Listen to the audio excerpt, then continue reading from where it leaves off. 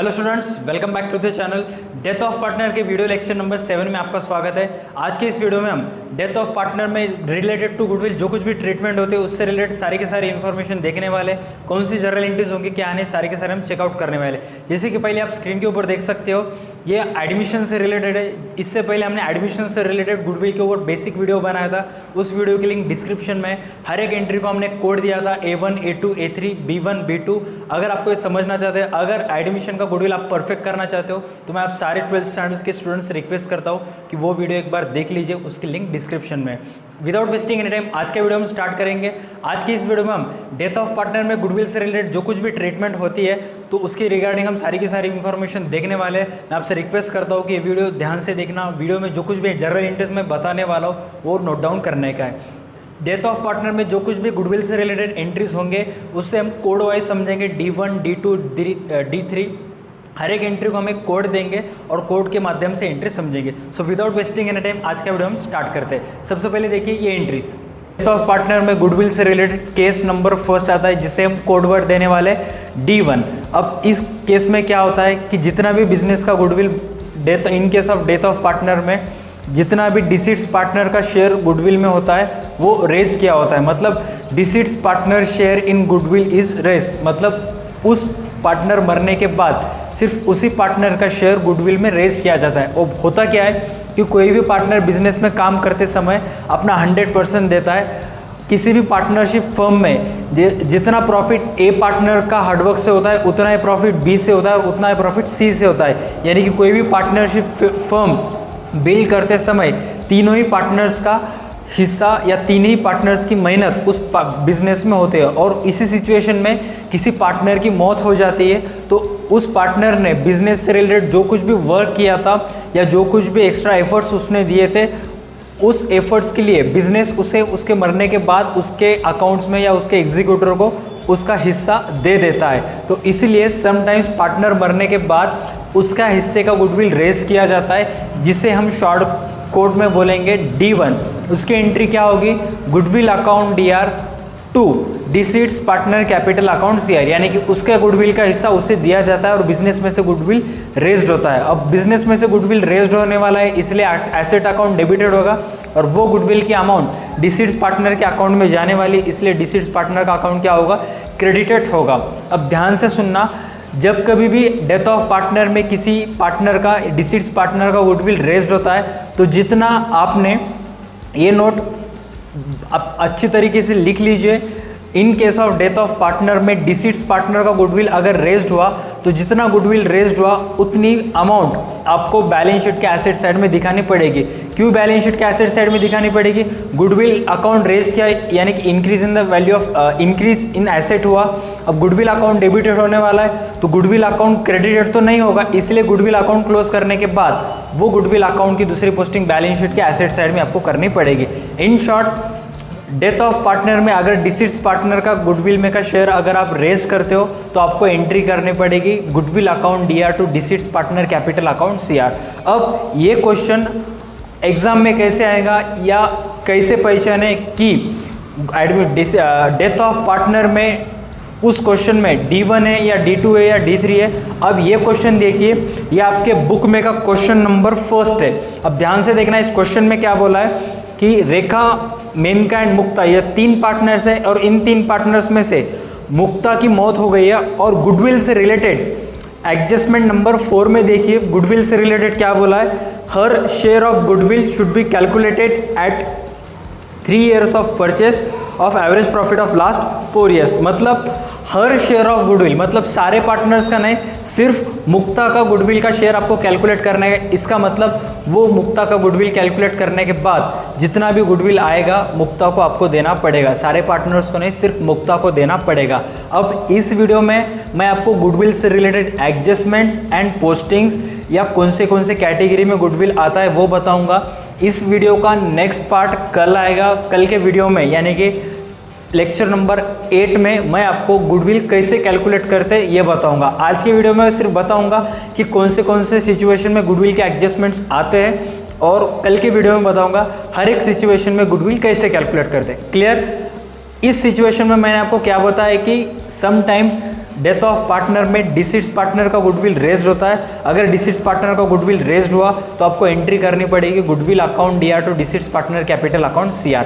अब आगे चलते सिचुएशन नंबर 2 यानी कि D2 में।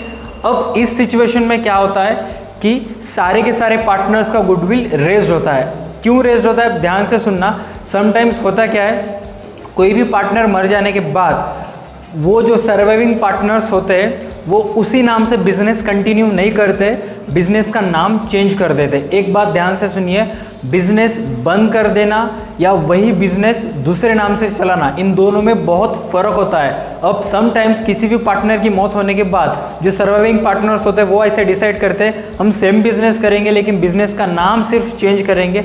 उस सिचुएशन में वो सारे के सारे पार्टनर्स अपने अपने हिस्से का गुडविल रेज कर लेते हैं। तो उस सिचुएशन में एंट्री क्या होगी, goodwill account DR to all partners capital account CR। जैसे कि ओयो ऐप है, ओयो रूम्स का एप्लीकेशन आपने सुना होगा, बहुत बड़ी कंपनी है। कुछ साल पहले यानी कि 2011 और 2012 में उस कंपनी का नाम था ऑन योर ओन, उस कंपनी का नाम था ऑन योर ओन। और कुछ सालों बाद उन्होंने इस कंपनी का नाम चेंज करके सबटाइटल से शॉर्ट फॉर्म में लिखा है OYO, ओयो।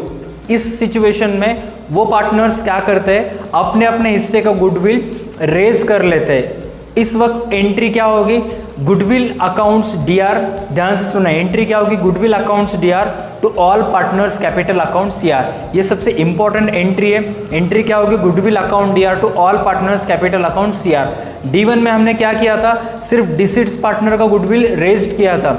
D2 में क्या होने वाला है, सारे के सारे पार्टनर्स का गुडविल में का शेयर रेज होने वाला है। तो उस सिच्युएशन में एंट्री क्या होगी, goodwill account DR to all partners capital account CR।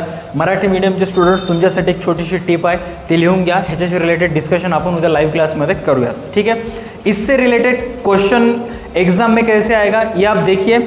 आपके बुक में का क्वेश्चन नंबर 3 ये आपके बुक में दिया है। इसमें देखिए क्या क्या बोला है, सुनीता कविता पार्टनर्स है और उनमें से कविता की मौत हो जाती है। एडजस्टमेंट नंबर 6 में देखिए, एडजस्टमेंट नंबर 6 में क्या बोला है, goodwill of the firm was valued at ₹50,000, it was raised in the books. इसका मतलब गुडविल का, बिजनेस का गुडविल डेथ के सिचुएशन में रेज्ड हुआ है। नॉट ओनली डिसीड्स पार्टनर का, उसके अलावा सर्वाइविंग पार्टनर्स का भी गुडविल रेज्ड हुआ है। तो इस सिचुएशन में एंट्री क्या होगी, goodwill account DR to all partners capital account CR, यानी कि D2 की। मैं रिपीट करता हूँ, अगर डिसीड्स पार्टनर का शेयर रेज्ड हुआ गुडविल में तो एंट्री होगी D1 की। D1 की एंट्री क्या होगी, गुडविल टू डिसीड्स पार्टनर। बाद में गुडविल अकाउंट क्लोज करने के बाद गुडविल का बैलेंस शीट के एसेट साइड में जाएगा। सिचुएशन नंबर 2 में बिजनेस का गुडविल रेज्ड हुआ है, डिसीड्स पार्टनर के साथ साथ सर्वाइविंग पार्टनर्स का भी गुडविल रेज्ड हुआ है। तो उस समय एंट्री क्या होगी, goodwill account DR to all partners capital account CR। जितना भी गुडविल रेज्ड हुआ है वो गुडविल बैलेंस शीट के कहाँ जाएगा, एसेट साइड में जाएगा। अब चलते हैं सिचुएशन नंबर 3 की तरफ। सिचुएशन नंबर 3 में क्या होता है कि जितना भी गुडविल बिजनेस में का डिसीड्स पार्टनर का शेयर गुडविल में रेज्ड हुआ है, उस सिचुएशन में आपको क्या बोला जाता है कि गुडविल अकाउंट बिजनेस में नहीं दिखाने का है, मतलब goodwill account not to show in the books of firm.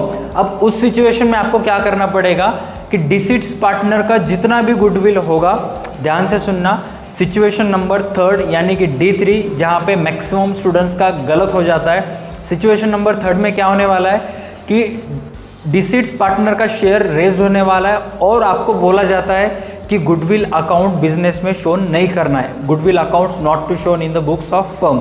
अब उस सिचुएशन में डिसीड्स पार्टनर का जितना भी गुडविल का शेयर होता है, उस सिचुएशन में डिसीड्स पार्टनर का गुडविल का जितना भी शेयर होता है वो शेयर्स पेड करने की जिम्मेदारी या वो शेयर बियर करने की जिम्मेदारी होती है सर्वाइविंग पार्टनर्स के ऊपर।